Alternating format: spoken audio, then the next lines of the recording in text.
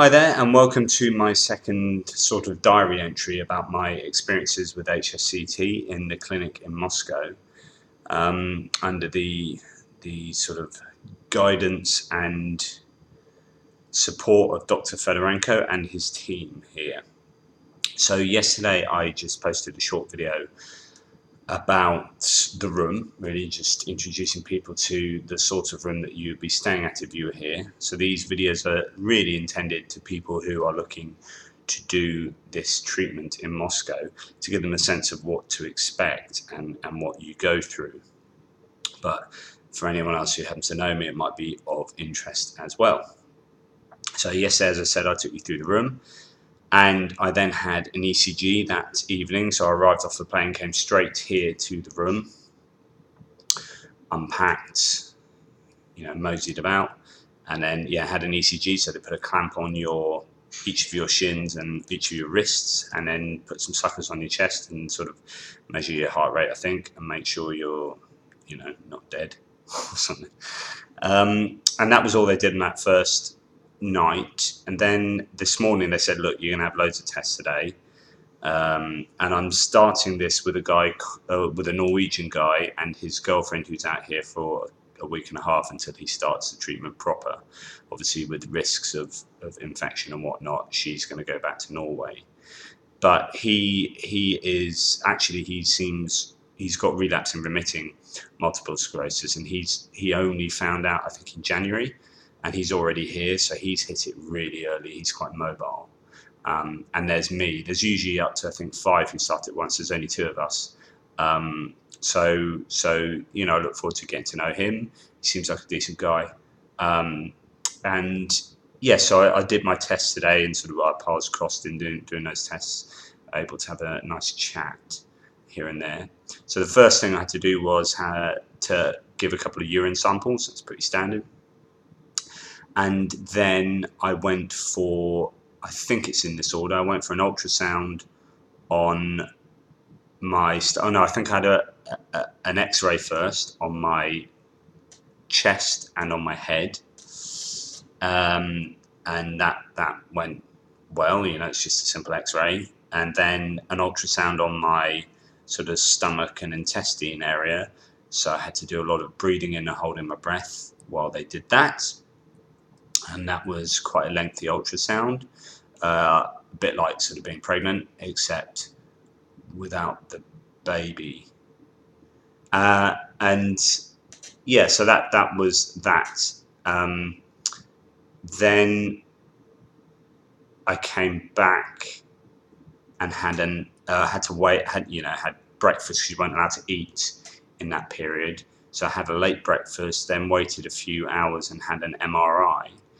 And the MRI was a standard MRI to begin with. The machine's really good. It's a 3 Tesla machine, which is sort of twice as good as ones that I would have had in Britain, giving me an MRI. Sort of they're normally 1.5, I think. So these are what that means is, the way I understand it, it's just really good resolution MRI scans.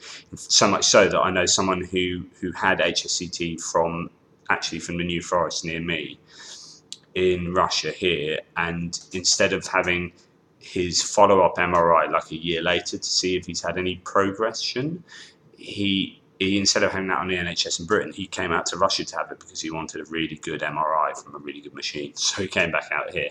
I doubt I'd do that, but it just goes to show that the stuff here is good. And the hospital is actually, it's a really big hospital. And obviously, you only get to see a little bit. Like the transplantation unit's quite small, and I presume I'd just be in here in my own little bubble for the rest of the 30 days. But in the pre-test time, you sort of go around and about, and you always have a member of the nursing staff from somewhere in the hospital. They always seem to be on hand who takes you from one place to the other. I'm quite mobile, so I walked everywhere. But if you are further down the disability line than me, then you would, ask for a wheelchair, and you get pushed, no doubt. And there are lifts, obviously, for where there are stairs. Big, impressive looking hospital, clean. Obviously, as you would expect from a hospital. it's interesting what biases you have about Russia and about, you know, I've been welcomed really nicely here. Dr. Fedorenko is just an amazing guy. It seems like he welcomed me with a hug, and he's been really supportive. And Anastasia is pretty amazing. And supportive, and they speak really good English. And many of the other staff don't speak much English, but you know, you get by with pointing and gesticulating, and they're all really helpful. So yeah, so I then had an MRI. So the MRI is a basic MRI to begin with, and then they half sort of you lie on this thing, this electric sort of platform that puts you in, and then halfway through they then put you half out and they jam a needle into you to give you contrasting dye, so the dye goes around your brain and they can see things and compare things more easily. I presume with future or previous MRIs. So they then, you know, gave me a dye MRI as well, I presume on my neck too. And that was quite a long MRI, both of them together. I think I fell asleep. Well, I did fall asleep, so I didn't move. I was just like pretty tired. So that was fine. And after the MRI, I went and had an ultrasound on my heart and my groin area and down my legs. I presume they are checking my veins in my legs to make sure that, you know, my veins and blood flow is fine and all that. And then I came back, and that was to be done for the tests. I gave a stool sample. That was an awful lot of fun. Interesting. So yeah, I've given a stool sample, and now I presume that's me done for the day. I'm going to ask, but at 6 o'clock they are having a birthday for people who have just done their stem cells. It's almost like I suppose, a sort of starting life again with new stem cells. So they call it a birthday, and I'll have that, you know, after I've had my stem cells implanted. So I've got to go out at 6 o'clock into the communal area, and I don't know. I don't think we're going to be sinking proseccos and canapes, but you know, you can but hope. So tomorrow, with this Norwegian guy and his girlfriend, so tomorrow the third day is a day off where I think they look at your tests and all that. So there's nothing they need us for. So that's the day we're going to have to look around Moscow. There's a guy who takes people who are patients in the clinic around Moscow and does a tour. So he's used to people with all sorts of ranges of disability and mobility, and he can tailor sort of tours for you. He seems a really nice guy, and it's a really common thing for people here to use him to go on tours around Moscow. So hopefully see the Red Square. I don't know what else he has in mind. So that'll be tomorrow's entertainment, and we're both pretty mobile, so we should be able to be all right for getting around and seeing things, taking photos. It seems a bit weird to come out here to get treatment and yet have a day's sightseeing.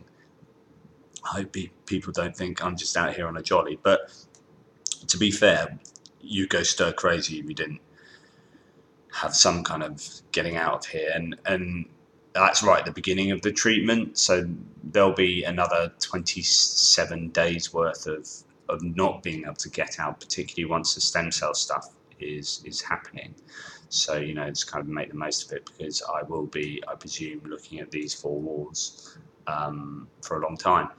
During the isolation period, you can't leave the room, so that's what I'll have to check the schedule. I think it might be 6 days or so of literally living in this room.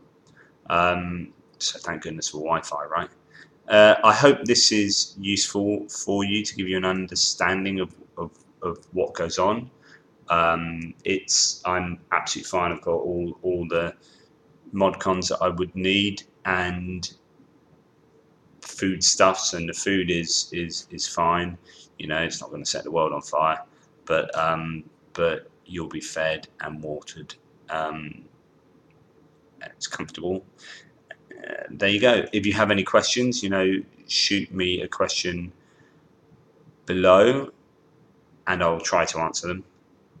And refer to my previous video looking at the room and future videos as I continue on this journey. Take it easy, and I will speak to you all soon.